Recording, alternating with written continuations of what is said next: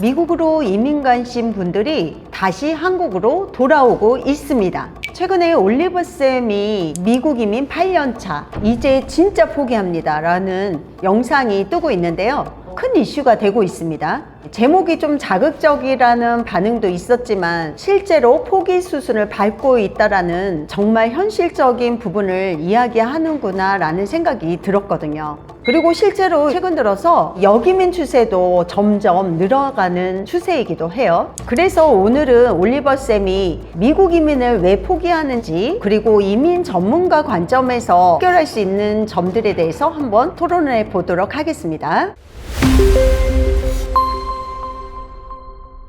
올리버쌤이 이민을 포기하려는 이유에 대해서 3가지 정도 분류해 봤는데요. 첫 번째는 세금, 주거비용 같은 고정비용이 있고요. 두 번째로는 공교육, 또 세 번째가 의료 시스템에 대한 내용인 거죠. 그 중에서 첫 번째 세금, 주거비에 대해서 얘기를 해보죠. 일단 그 올리브쌤은 보니까 텍사스에 집을 샀더라고요. 공화당이 우세인 주들은 보면은 소득세 같은 건 거의 없어요. 근데 반대로 보면 재산세가 상당히 높거든요. 1년에 재산세로 한 1,800만 원 정도 된다는데 한국하고 좀 다르긴 다르네요. 중산층이 부담하는 세금으로 꽤 높은 수준이다. 근데 이런 비용이 또 일회성이 아니잖아요. 그래서 뭐 향후에 몇 년간 일정 비율로 계속 인상이 되기도 하는데 좀 부담스러울 것 같아요. 그리고 이제 두 번째가 어떤 공교육인가요? 트럼프 대통령이 또 취임되면서 교육부 예산이 무려 15%나 삭감됐다고 들었어요. 그 여파로 교사들이 그만둔다거나 또 해고되고 학교가 또 통합되어 가지고 일부 지역에서는 주 4일. 그러면 뭐 공교육은 좀 기대하기 힘들면 사립 가면 되잖아요. 돈이 많이 들잖아요. 그래서 결국에 올리버쌤이 느낀 그 불안의 핵심 요인은 아이를 정말 제대로 교육시키지 못한다는 그런 애로사항이 있는 거죠. 그리고 세 번째로는요, 의료 시스템에 대한 이야기를 했었어요. 우리가 이 얘기는 진짜 많이 들었어요. 그건 뭐 다 공감하겠죠. 미국 의료 시스템이 한국보다는 까다롭고 또 비용이 많이 들잖아요. 근데 보니까 이게 올리브쌤 같은 경우 본인이 의료보험료만 월 2,600달러라고 하더라고요. 그럼 이게 하나로 한 370만 원 되잖아요. 이는 엄청 비용이 비싼 거거든요. 보험이 적용되는 범위를 봤을 때 풀 커버리지로 들어가면 사실 이거보다 더 비싼 보험료도 많이 있습니다. 미국의 의료 시스템은 어떻게 되는 건가요? 보통 홈닥터 시스템을 통해서 본인의 그 가족의 주치의를 미리 선정을 하는 거죠. 본인 가정 주치의에서 처방전을 가지고 그 처방에 맞춰서 큰 병원에 가야지 되는 시스템이라서 아무래도 급한 경우에 시간적인 이런 부분들이 좀 불편할 수가 있겠습니다. 제가 이민업계를 하고 있는 입장에서도요, 좀 공감이 되기도 합니다. 올리버쌤과 또 다르게 저희는 이민을 가고자 하는 분들이 많잖아요.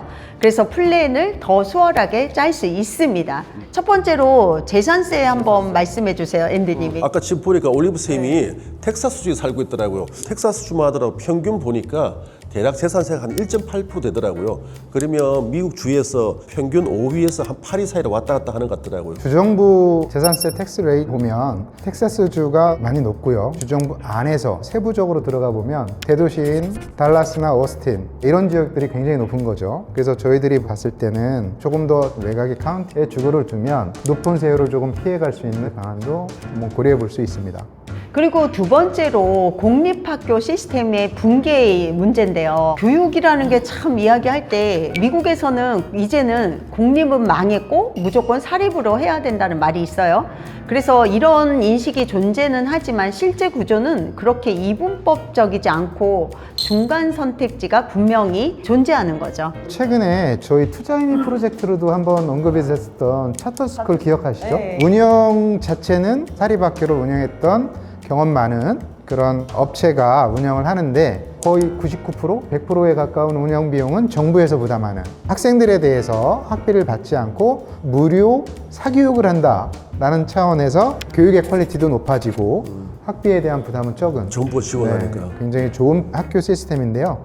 그러다 보니까 학부모들이 경쟁 치열하게. 경쟁이 치열하고 입학하려고 그러면 좀 대기도 할 수 있는 그런 경우고요. 차터스쿨이 인기가 있어서 정부에서 차터스쿨 학교를 미국 전역에 또 설립을 하고 있는 그런 추세에 있습니다. 세 번째는 의료 시스템인데요. 어때요, 앤드님? 의료 시스템에 대해서? 저는 안 해봐서 모르겠다니까요. 미국은 다 사립 의료 시스템으로 진행되기 때문에 본인이 충분한 커버리지가 가능한 보험을 선택하게 되면 그만큼의 비용이 많이 들어가는 거죠. 그렇지만 보통 미국에서는 모든 사람들이 취업을 하고 있기 때문에 지금 현재 오바마 케어를 통해서 직장 의료보험 같은 경우가 잘 돼 있고요. 또 학생 같은 경우는 학교에서 학생 의료보험을 개인 보험은 좀 비싼 것 같고 이제 회사가 제공하는 보험들이 제공하는 범위도 넓고 가격도 좀 저렴하기 때문에 그러면 결국 부부 중에 누구라도 한 명은 좀 회사 좋은 데 다녀야 되겠네요. 근데 뭐 회사가 고학력의 고임금의 이런 직업이나 직급이 아니다 하더라도 일반 노동자분들도요. 기업체에서 운영하는 공공보험, 회사에서 공공으로 가입하는 그 보험은 보험료가 이렇게 비싸지 않으면서 적용보험이 굉장히 넓기 때문에 직업을 갖고 이민생활을 하시는 분들은 큰 부분은 아닌 거로 보여집니다. 보험료가 비싸고 이게 그런 거 떠나가지고 일단은 대기 시간이 너무 기니까 기다리다가 죽겠다. 은퇴로 가게 되면은 아플 수밖에 없고 또 자녀들도 안 아프게 수했지만 또 아픈 경우가 생길 때 문제가 되네요. 네, 그래서 오늘은 올리버 쌤이 왜 미국 이민을 포기하고 또 그 방안에 대해서 얘기해 봤는데요. 제가 말씀드린 해결 방법이 올리버 쌤한테 도움될 확률이 아주 큽니다. 그래서 여러분들이 이민을 갈 때에는 자신에게 맞는 상황을 충분히 고려해서 선택하시는 걸 추천해 드리고요. 또 이걸 어떻게 할 수 있냐? 저희 같은 경험 많은 전문가들이 함께하면 인사이트도 얻을 수 있으니까요. 미국 이민을 고민하시는 분들이라면 바로 셀레나로 연락 주시기 바랍니다. 영상이 도움이 되었다면 구독과 좋아요 눌러주시고요. 저희는 다음 영상에서 또 뵙겠습니다. 감사합니다.